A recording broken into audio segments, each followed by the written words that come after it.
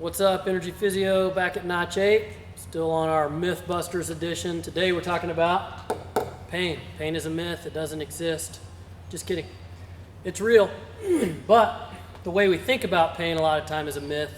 And sometimes the way we address it in rehab or as clinicians or even as human beings searching the internet address our pain in a way that's not necessarily the best way to do it. So we're going to address these 4 topics, kind of bring it home at the end with this I3 model. So first, what we need to understand about pain is it's a lagging indicator, which simply put is pain is the last thing to show up, not the first. So you've been working out for a month, now all of a sudden your knee hurts.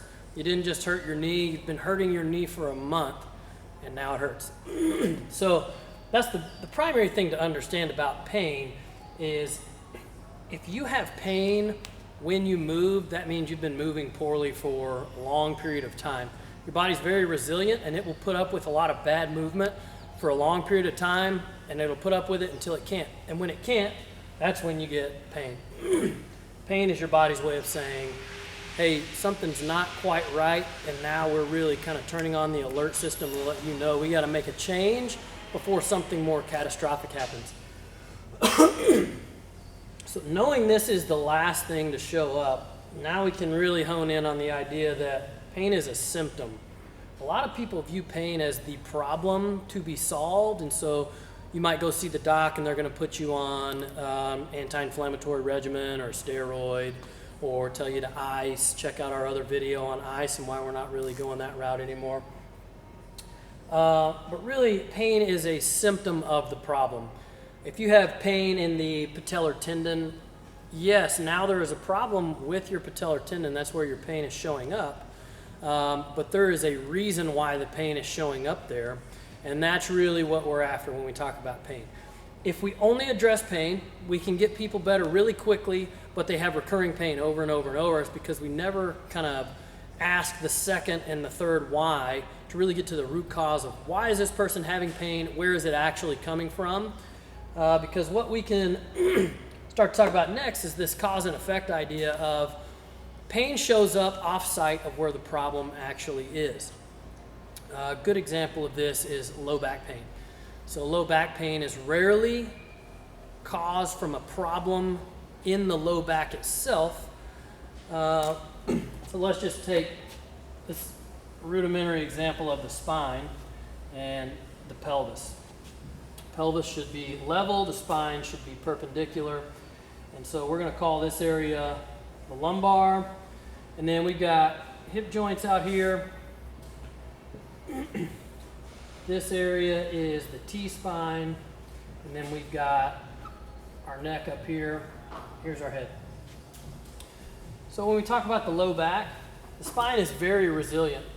It's designed to be able to move pretty well. Things that aren't designed to move very well are your sacroiliac joints, which are kind of right in here where the pelvis attaches to the spine.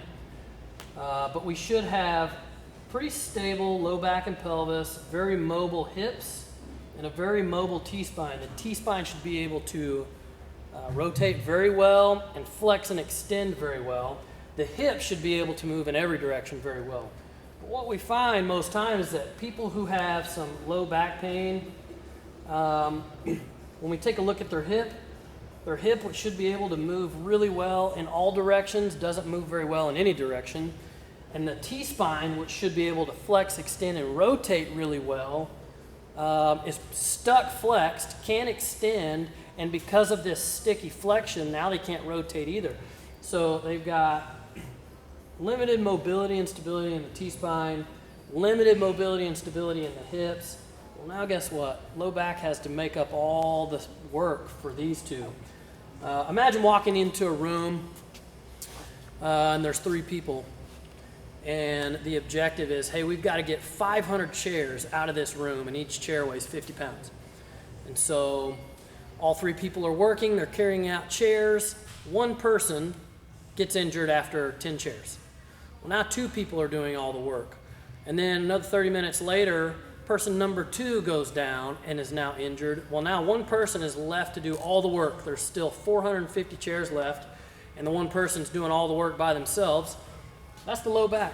The low back has a bad reputation for pain, but the problem is that some of these other things around the low back aren't working like they're supposed to. Low back is just picking up the slack. It's doing what it can to help you get the job done. And so where pain, the symptom of pain, is in the low back, the cause of the pain could be T-spine, could be hip, could be pelvis. And so this is the idea that there is a cause, some type of mechanical limitation that affects pain and where your pain shows up. Now, low back pain might start in the low back because of a hip and mid-back problem or a pelvis problem. But don't think what I'm saying is there's never a problem in the low back. If hip problems and mid-back problems are left unchecked for long periods of time, the low back becomes a true low back problem.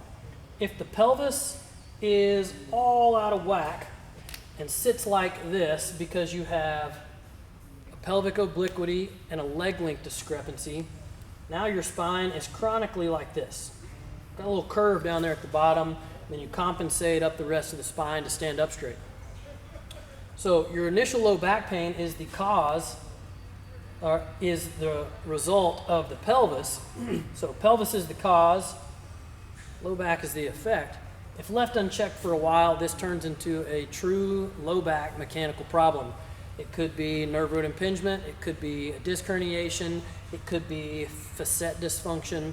So when a cause is left unchecked for a long period of time, the pain site starts to develop actual mechanical problems. The key is to find the root cause of pain before it turns into another mechanical cause of pain. And so that's this idea of cause and effect, okay?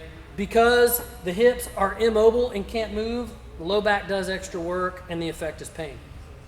And so that brings us into this I3 model. We're going to write this out on the board because this is a really good illustration of how orthopedic pain happens in musculoskeletal injuries.